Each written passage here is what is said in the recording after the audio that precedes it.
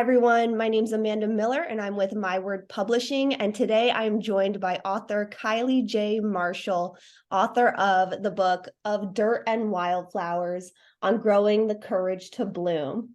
Kylee, she's a Colorado writer and recovering perfectionist. And Kylee, I would love for you to start to explain to us what is the connection between the title and nature? So I grew up outside my entire life. I grew up on a ranch, and so nature and I just became one. And so the title really is a connection about our seasons of life and that we are planted in dirt. We don't a lot of times get choices of that, but then life sort of makes us dirty as well. And so there's a lot of connections to just the dirt of our life and not only how it creates the stories that make us, but how we also have to really decide what dirt in our life no longer serves us and we have to move on. And then the wildflower part is about blooming and getting to that season of life when we can really flourish and be living in our life of purpose. Oh, I love that. And the cover is so stunning. Really great job with that. So early on in the book, you talk about being a recovering perfectionist. Can you share a little bit about where does perfection come from?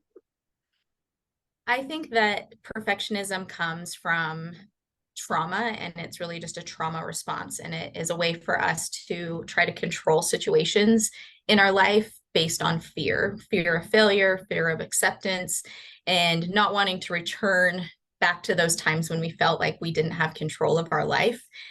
So I think that it really is a way for people to try to control their life. And that's where perfectionism comes from. You want to share one story or example of how that showed up for you?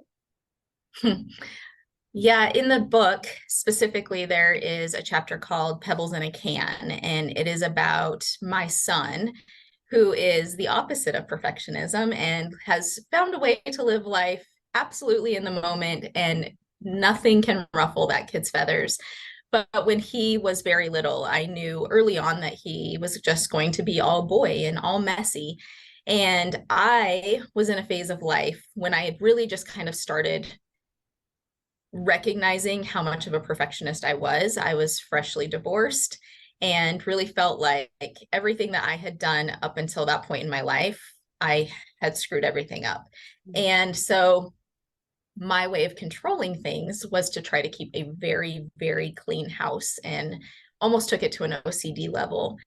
And my son was messy and he was bringing in dirt in his shoes, sand and pebbles, and there would just be dirt everywhere in my house. And for a perfectionist, it was just unbelievable. But there came this moment in time when I realized that I needed to embrace who he was and be present in those moments. And so the story really talks about how I started changing and shifting my mindset away from perfectionism.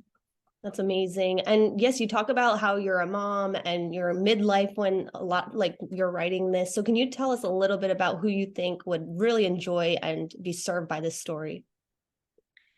What I'm finding is that everyone is finding pieces of themselves in the story. And I get messages all the time, and they're like, oh my God, I have so many connections. And the chapter that they tell me isn't even the chapter that I think that they would be connecting to. But I realize that there's just these stories of motherhood, for one, people trying to be perfectionists and have those trauma responses.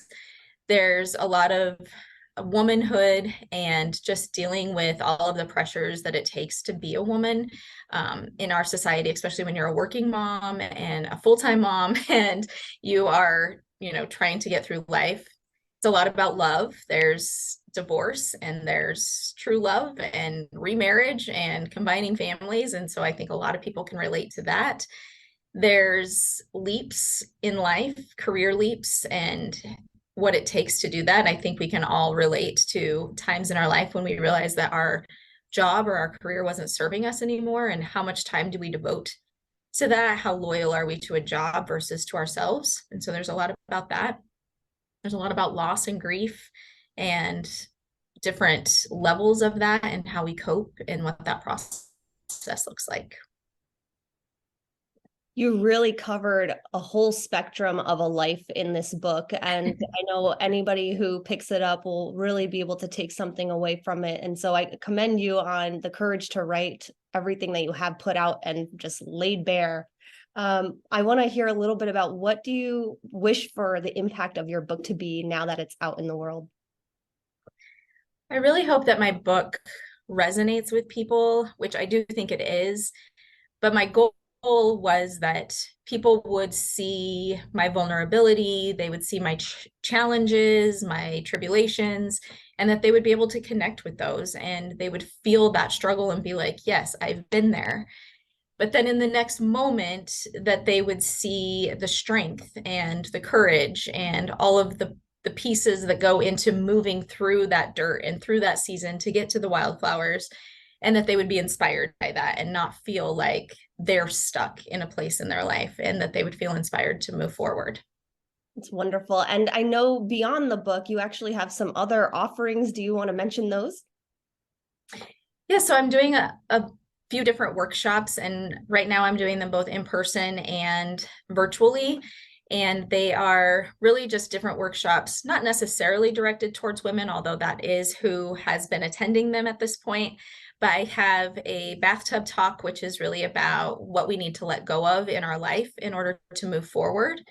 I have one that's called Setting Your Table, and that's about your authenticity and what are you serving at your table as far as who you are, and then who are you inviting to sit down at your table, and really being clear about who it is and what energy that you want in your life.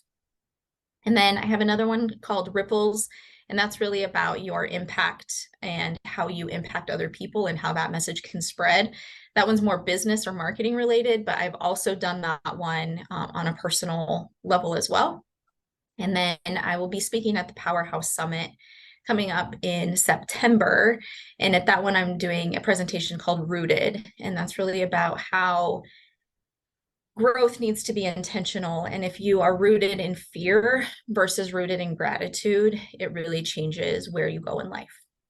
That's amazing. And if I were interested, where would I go to sign up for one of these talks?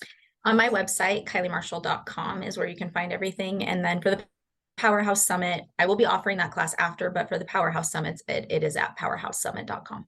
Awesome. Awesome. Thank you so much. And again, Kylee J. Marshall's book of Dirt and Wildflowers is now available on Amazon, and you can even go into your local bookstores and request it if you want to support your local bookstore. So thank you so much, Kylee, and congratulations. Thank you so much.